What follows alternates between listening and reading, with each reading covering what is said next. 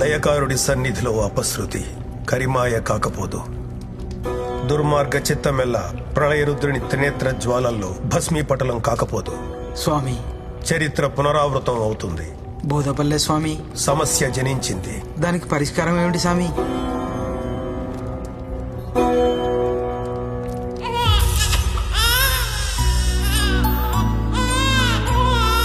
పరిష్కారం జనించింది.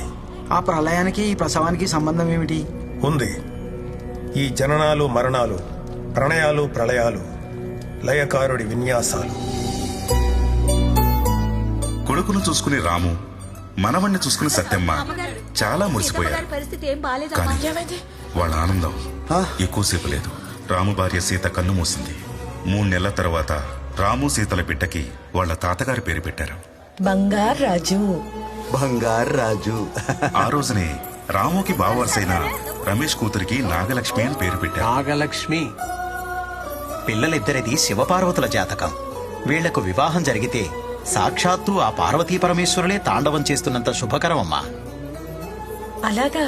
అవునమ్మా.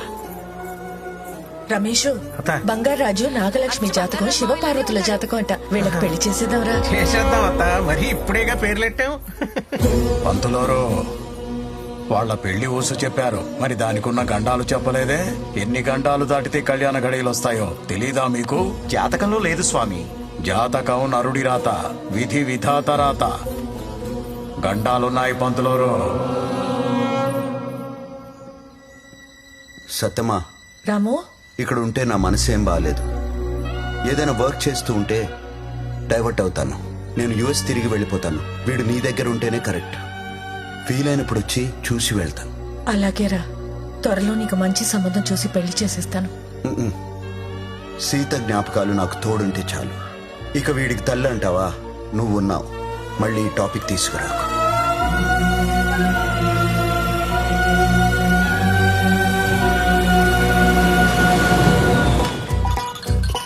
అప్పటినుంచి వాడిని కళ్ళల్లో పెట్టుకుని పెంచింది.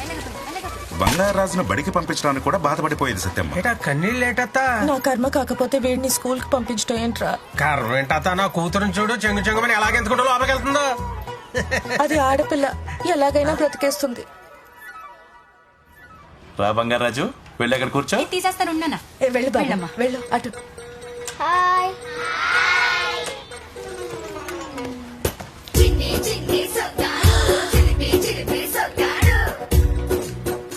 మా బంగారాజు పైన చూసినట్టుంది. అంటే అది రే, అది బంగారాజుని స్కూల్లో జాయిన్ చేసాం, కొంచెం చూసుకో. జాగ్రత్తగా చూసుకోరా. అది అలాగే.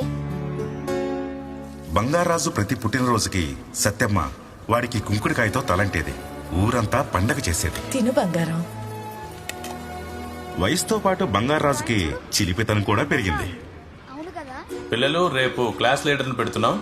ఇంట్రెస్ట్ ఉన్న వాళ్ళందరూ పేర్లు ఇవ్వండి. ఆ మాటతో గడుసు పిల్ల నాగలక్ష్మికి ఓ ఐడియా వచ్చింది.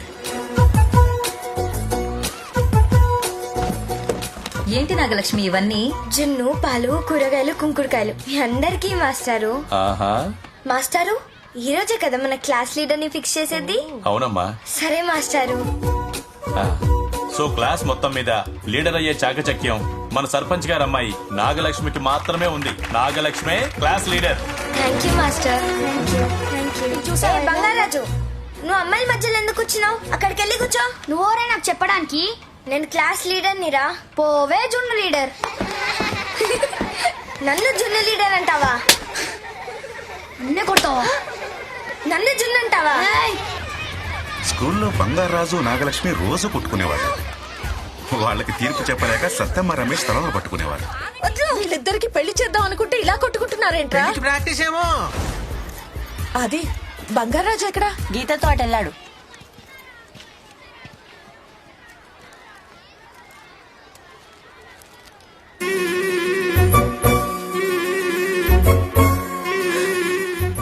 సత్యమ్మ ఓ రోజు చూడకూడదు చూసింది.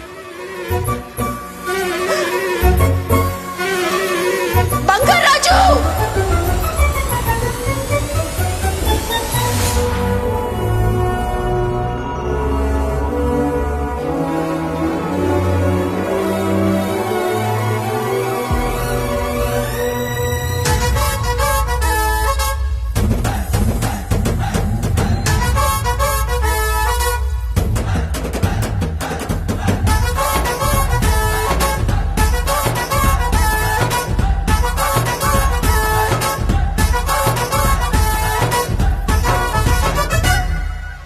సర్లా అబ్బా.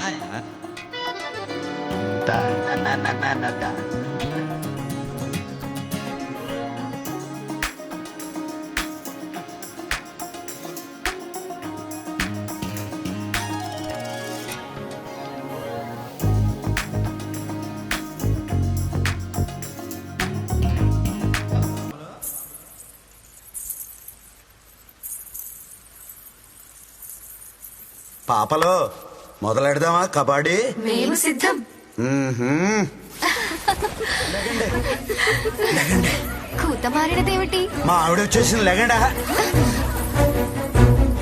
సత్య నువ్వేంటే ఇక్కడ? అయినా నువ్వు చచ్చిపోవడం ఏంటి? నేను చచ్చానని బాధ, వచ్చానని బాధ. ఆ? ఏంటి వీళ్ళతో ఓ కింద మీద పడి పొర్లేస్తున్నావు? ఈ పొర్లడంలో ఆయన తప్పేం లేదమ్మా. మనసులో ఉన్నది సాక్షాత్కారం అవ్వడమే స్వర్గం గొప్పతనం. థ్యాంక్స్ అండి, మీకు మంచి మాట చెప్పారు. ఓ ఇదే కోరుకున్నావా? అమ్మో, దొరికేశాను. నీకు చీరలు అంటే ఇష్టం కదా, నీ మనసులో కోరుకున్నావు అనుకో, నీకు తెలియకుండానే నీ చీరలు మారిపోతాయి. మనకేం సంబంధం ఉండదు. అవురా? అది సరే, ఆ. వీళ్ళెవరు? మన రంభ ఒరసి మేనకాను.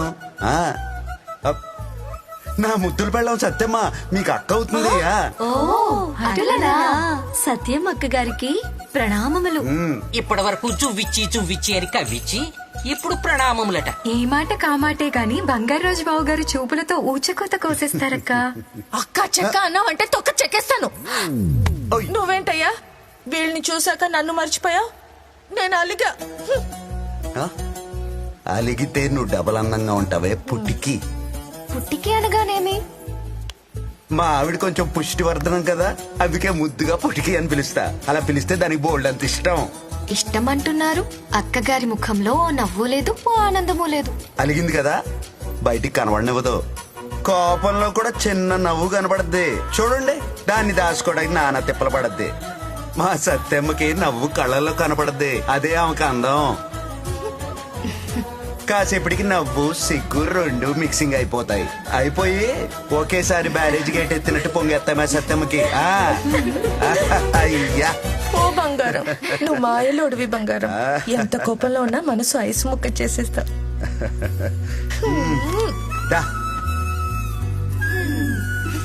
అవును, నువ్వు ఎలా పోయావే?